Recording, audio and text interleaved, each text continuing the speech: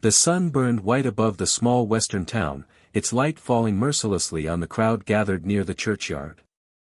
The ground was hard, cracked by summer heat, the kind of earth that did not yield easily even to a spade.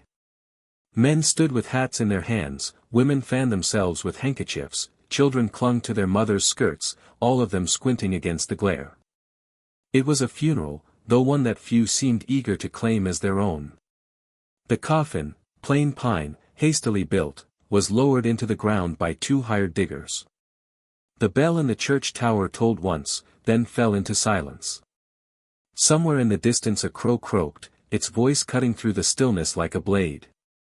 But louder than bell or crow was another sound, sharp, insistent, impossible to ignore, the high, unbroken cry of a baby. The child lay swaddled in a bundle beside the preacher's boots, its small fists clenched as though in battle against the air itself. Each sob rose like smoke, winding into the ears of those gathered, but none bent down to comfort him. Instead, the people shifted their weight, shuffled their boots, whispered to one another. She had no kin, murmured Mrs. Dillard, a stout woman with a bonnet tied so tightly that it pinched the flesh beneath her chin. Her words, though low, carried easily in the hush. No husband worth naming. Died the way she lived, alone. And now look at what she's left us. A mouth to feed, with no one to feed it. A few nodded. A few looked away, ashamed but not enough to speak against her. Preacher Samuel cleared his throat, the lines around his mouth tightening. He was not a cruel man, but neither was he brave in moments like this. He muttered a prayer over the grave, words that rang hollow beneath the baby's cries.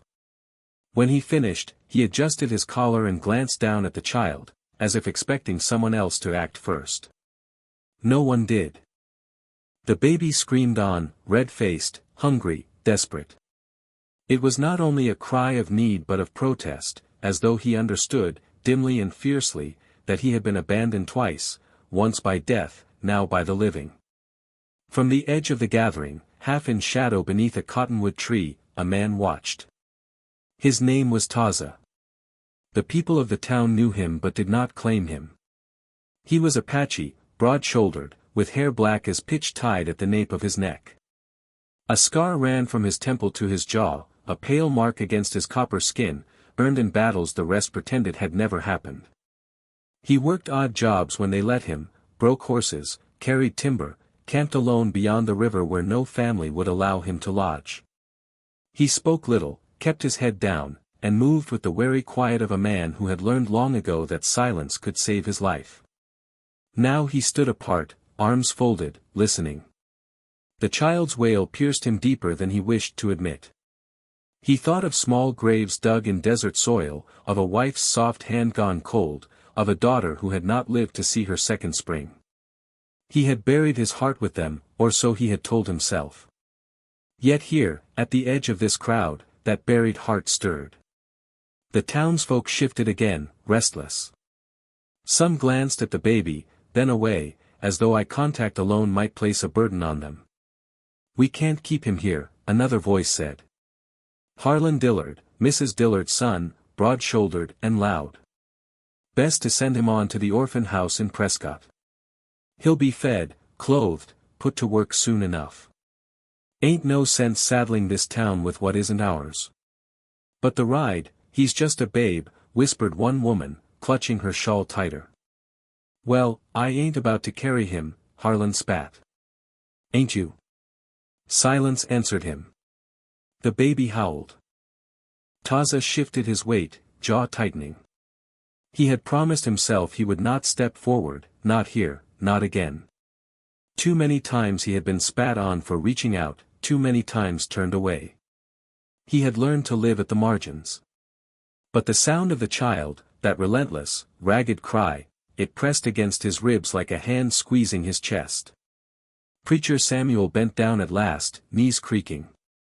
He reached a hesitant hand toward the bundle, but before he could touch the child, he hesitated.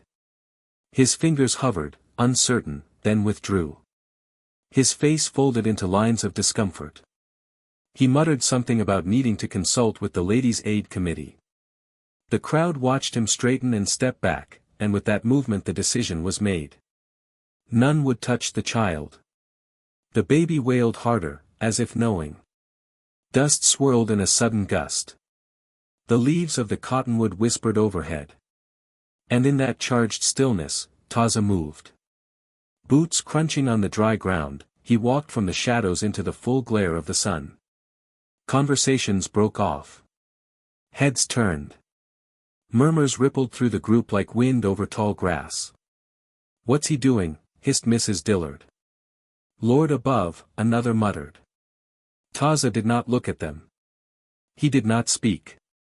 He walked straight to where the bundle lay in the dust, dropped to one knee, and slid his arms beneath the child. The baby's cries faltered. A hiccup, then a whimper. Tiny fists uncurled, grasping the fabric of his shirt. Against his chest, the sobs subsided into soft, uneven breaths. For a moment, the silence was absolute. Taza bent his head, murmuring low in his own tongue, words no one else understood but that carried the cadence of comfort. He rocked once, twice. The baby clung tighter, soothed not by meaning but by tone, by the steady rhythm of his heart beneath his ribs. Gasps rose from the crowd. Mrs. Dillard's voice broke the hush. "An Apache touching that child? It ain't right. It ain't Christian." A few echoed her, but none stepped forward to take the baby from him. They feared him, feared the strength in his arms, the stillness in his eyes. Preacher Samuel cleared his throat, sweat shining on his temples. "Taza," he began, then faltered. What could he say? That it was better to let the infant scream itself to death on the ground? That any arms were better than these? His mouth opened, closed, and in the end, he said nothing. Taza rose slowly, the child resting quiet now against his chest. He looked once toward the grave, where the pine box lay covered in the first thin layer of earth. He looked once toward the preacher, then at the crowd. His gaze was steady, unreadable. The people shifted again, unsettled, yet not one reached for the child. Their judgment filled the space between them like smoke, acrid, choking, but powerless to strip the infant from his grasp. One by one, they began to drift away. Hats were replaced on heads, parasols opened, feet turned toward home. Their murmurs faded with distance. At last the churchyard was nearly empty. Only the preacher remained, wringing his hands. "Taza," he tried again, but his voice carried no authority. Taza gave no reply. He adjusted the child higher against his shoulder, turned, and began to walk away. The preacher's mouth opened as if to call him back, but the words withered before they found air. He watched instead, a mixture of relief and unease flickering in his expression, as the figure of the Apache carried the orphan beyond the edge of the churchyard, into the heat-hazed horizon. The baby slept now, one small hand fisted into the fabric of his shirt as though anchoring himself to the only safe harbor he had found. And so it was not the town, nor the preacher, nor any kin, but the quiet Apache who bore the child away from the grave. The town did not forget. Whispers, once small, grew teeth in the days that followed. They said the Apache had stolen the orphan, that he would raise the child savage in the ways of his people, that the babe would grow up with a painted face and a bow in hand. The rumors spread from the mercantile to the saloon, from porches to church pews, until it was no longer spoken of as suspicion but as truth. Taza heard the words, though no one dared say them to his face. He saw the mothers draw their children closer when he passed, the men narrowing their eyes as he walked down the boardwalk with the baby nestled against his chest. He ignored them outwardly, but each look was a stone added to the weight he already carried. The baby, whom he had begun to call Eli, thrived despite the coldness of the town. At night, in his small camp beyond the river, Taza warmed goat's milk in a tin cup, coaxing the child to drink with a patience few believed him capable of. He hummed songs his mother had sung long ago, words in a language Eli could not understand but responded to with calm breaths, with soft coos. The boy's tiny fingers clutched at him as though he were not stranger but blood. Still, doubt gnawed at him. He had buried his own daughter, little Nala, before she could speak his name. He had failed her, failed to keep her safe from fever when his people fled the cavalry. The memory burned like a coal in his chest. Was Eli a chance to set right what had been lost, or a reminder that he was cursed to lose again? One evening, as the fire crackled low and Eli slept wrapped in a deerskin beside him, he heard footsteps approach. Taza's hand went instinctively to the knife at his belt, but the figure that emerged from the shadows carried no weapon, only a basket. It was Clara Hayes. The young widow moved carefully, her eyes catching the light of the flames. She had known Anna, Eli's mother, before the fever took her. Now she stood at the edge of his camp, her hands trembling around the wicker handle. "I brought bread," she said, her voice quiet. Taza regarded her in silence, then nodded once. She set the basket down near the fire, her eyes flicking toward the bundle where the baby slept. Something softened in her face as she stepped closer, crouching to peer at him. "He looks peaceful," she whispered. Anna never spoke much, but she loved him. "I feared he'd cry himself to death, left alone." Taza said nothing. Words did not come easily to him, especially with those who lived between him and the town. But Clara did not seem to mind his quiet. She sat across from him, folding her hands in her lap, letting the firelight bridge the silence. After a time Eli stirred, whimpering. Taza lifted him smoothly, rocking him against his shoulder. Clara watched the motion, her eyes tracing the gentleness in his hands, the way the infant calmed almost instantly. "You've done more than most of them ever would," she murmured. "They talk of sin and duty, yet none of them bent to touch him." She looked into the flames. "I was there. I saw." Her words settled between them, fragile as glass. Taza said nothing, only continued to rock the child until his breath slowed. Clara rose at last, brushing ash from her skirts. "I'll come again," she said, and she did. Days passed, then weeks. Clara visited often, bringing milk, cloth, small things for the baby. She never spoke of it in town, but in the camp by the river she and Taza moved in a quiet rhythm, she sewing a blanket while he split wood, she stirring a pot while he hummed Eli to sleep. They did not call it friendship, did not name what grew between them, but something took root all the same. Yet the town's judgment sharpened. Harlan Dillard gathered men outside the saloon, their voices carrying into the street. "It ain't right," he declared. "That Apache's got no claim. The boy ought to be raised proper, by his own kind." His words were met with nods, with mutters of agreement, with the restless shifting of boots that longed for action. The confrontation came sooner than Taza expected. He was crossing the street with Eli in his arms when Harlan and two others stepped into his path. The sheriff lingered nearby, uncertain, his hand resting on his belt but his eyes avoiding the scene.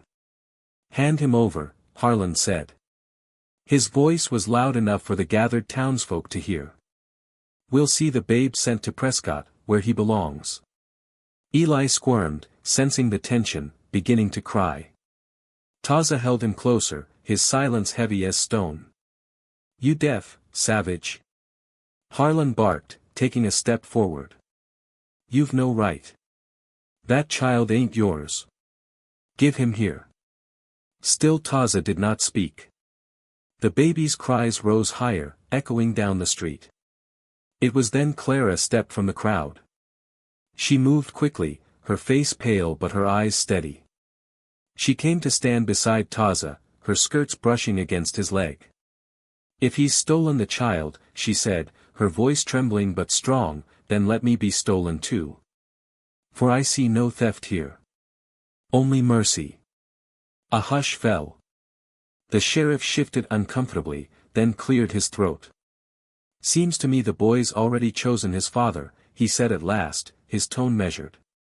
"Ain't no law against a man carrying what no one else would touch." Harlan sputtered, fists clenched, but he found no backing in the crowd.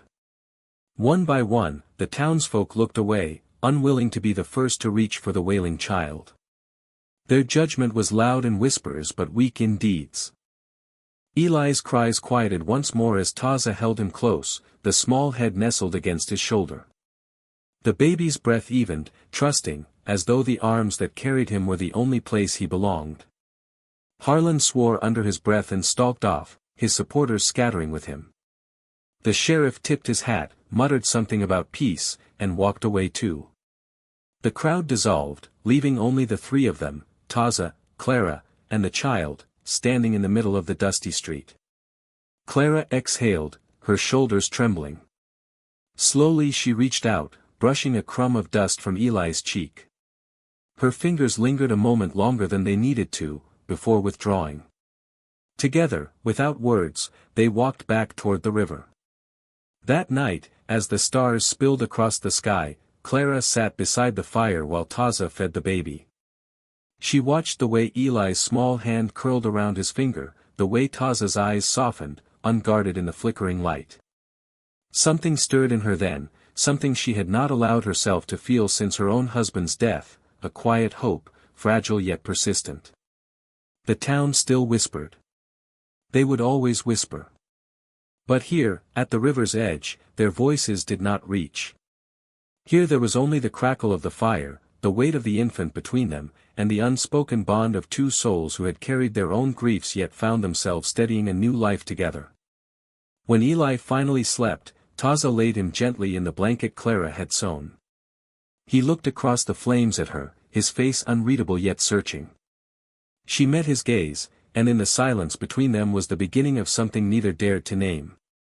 And so the night stretched on, the river whispering beside them, the town's judgment held at bay for one more day. The baby slept, safe in the arms of the unlikely, and the story of what they would become was only just beginning.